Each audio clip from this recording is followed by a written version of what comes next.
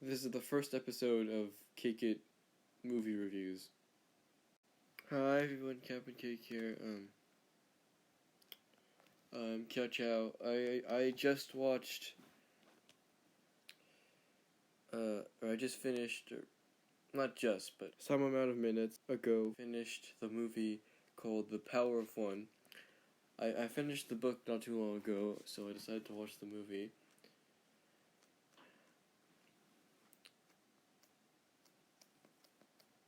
I hated it. The movie was nothing like, the movie was nothing like the book. It completely changed the main theme. I'm very disappointed.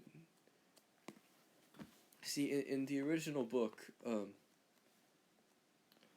I'm not gonna spoil it, but the main theme is, becoming a champion and, surviving the world, because the power of one, you have the power of yourself. Resisting everything that comes your way. And the theme is also, the main theme is also getting revenge, because the main character, eventually gets revenge on his old bully. And there's kind of a secondary mention of civil rights, because it takes place in South Africa during apartheid.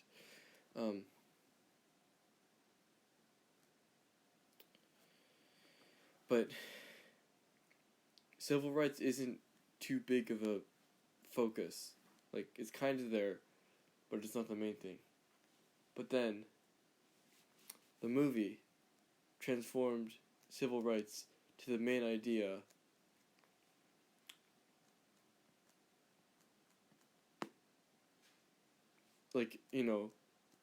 There are many good movies about civil rights, but the book was not originally about civil rights. It was about revenge and becoming good if you're determined enough. You can't completely change the theme of something. So, yeah, and I think a lot of people agree with me, and apparently some people also think that you can't condense, racial discrimination, systemic discrimination, into just a who shot who thing, because in the movie there is there is at one point a raid on a town by police that's breaking the racist laws. Just look up The Power of One, the movie. Look at reception. It has a pretty negative reception. The movie by itself, if the movie was independent and wasn't, it wasn't meant to be the film adaptation of the book, it would be fine. But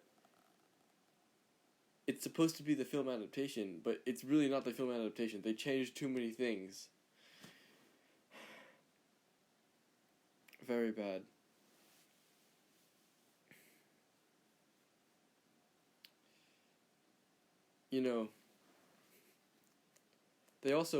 They added in the main character. It's a guy named PK. They added in a love interest for him. Not sure why.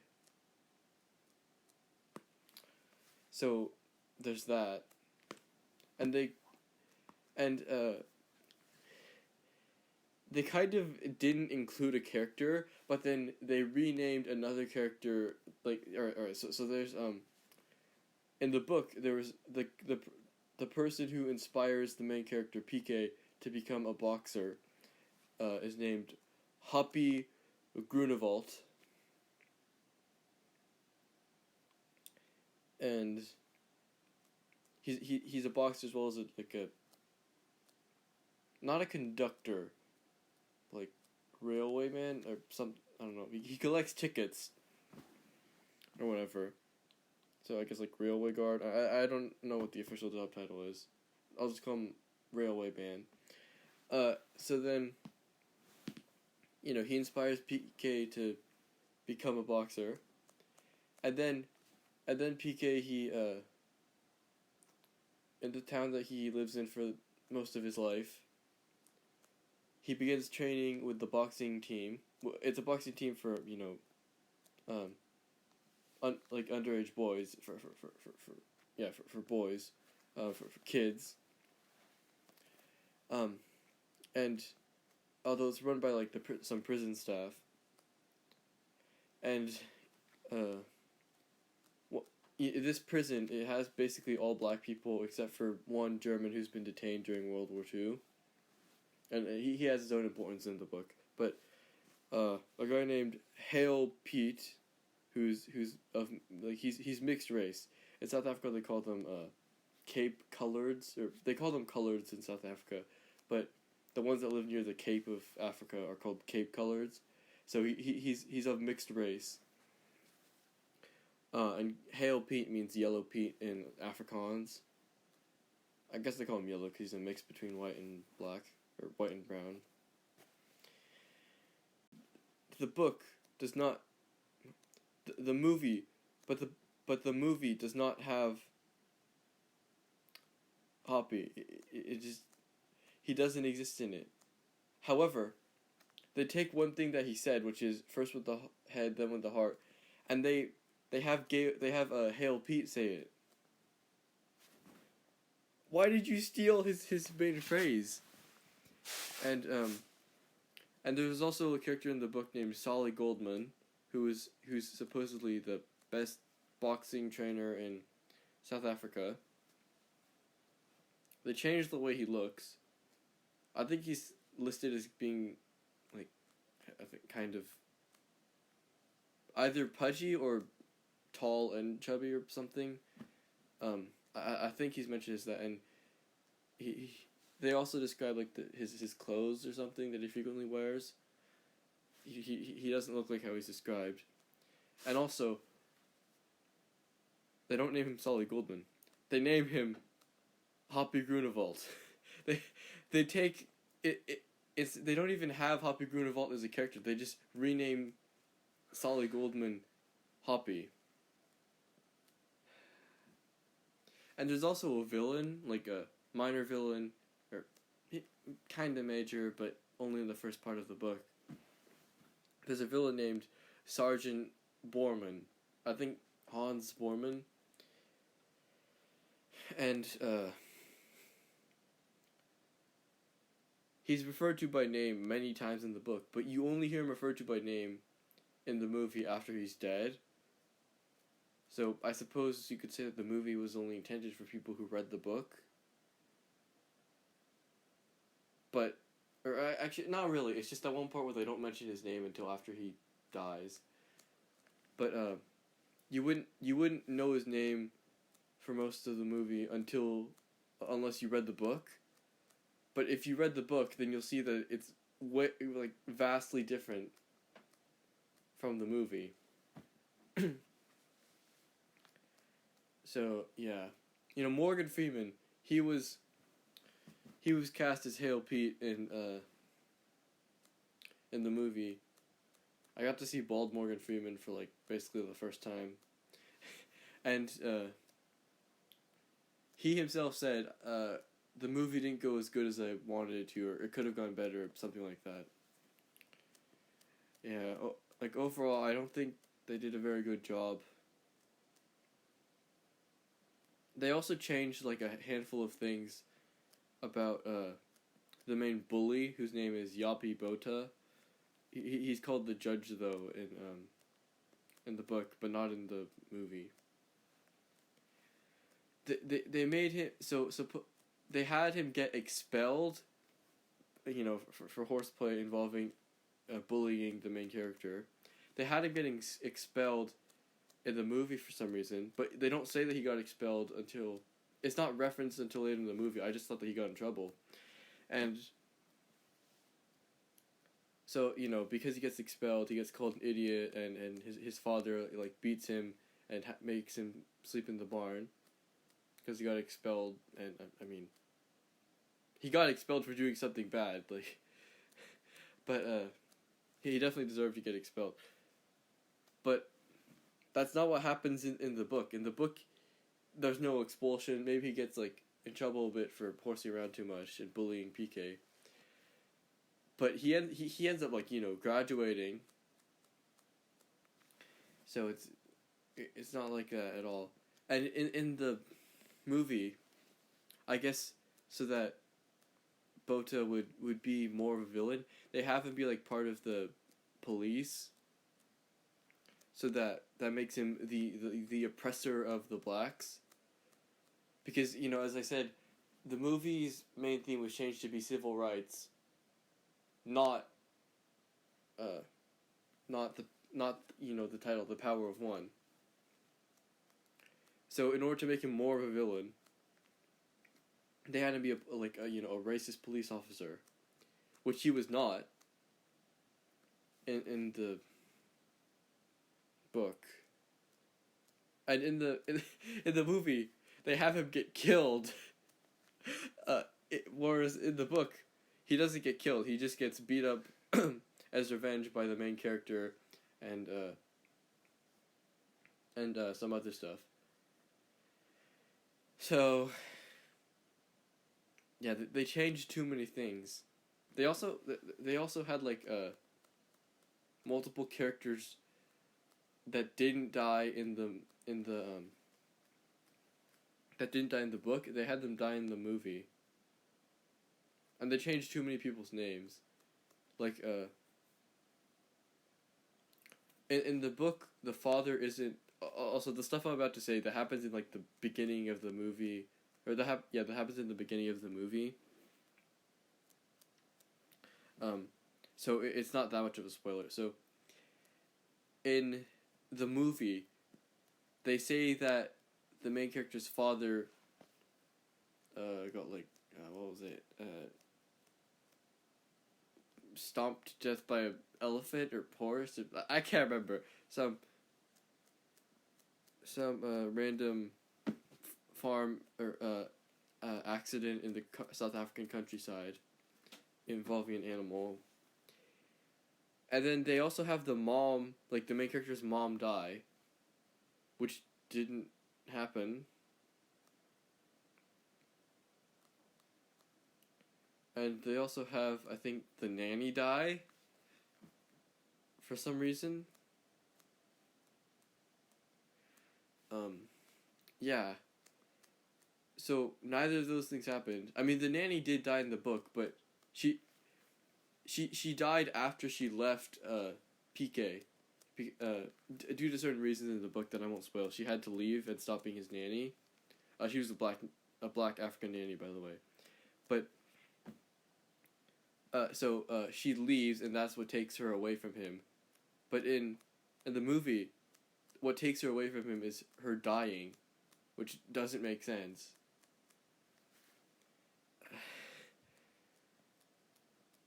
Very bad. Just overall very bad. I need a drink.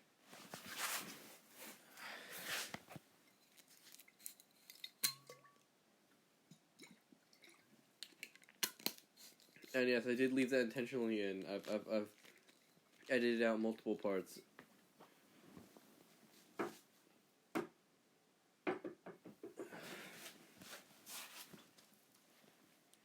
So that was my 2 cents on The Power of One.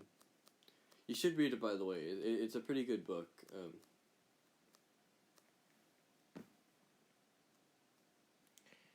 Oh, and the one last thing is, there's a character named, a German named Professor Karl von Follenstein, or Follenstein. Yeah, it's Follenstein, not Follenstein. And he goes back to Germany in the movie. So he goes away from PK like earlier than he should have. In the book, something else I won't talk about causes him to leave PK's life, but he was a good friend of PK for quite a while, multiple years. But in the book, by the way, this takes place during and around World War II. So Oh yeah, and in the movie they say that Doc, or he's called Doc because he's like a professor, so they call him Doc.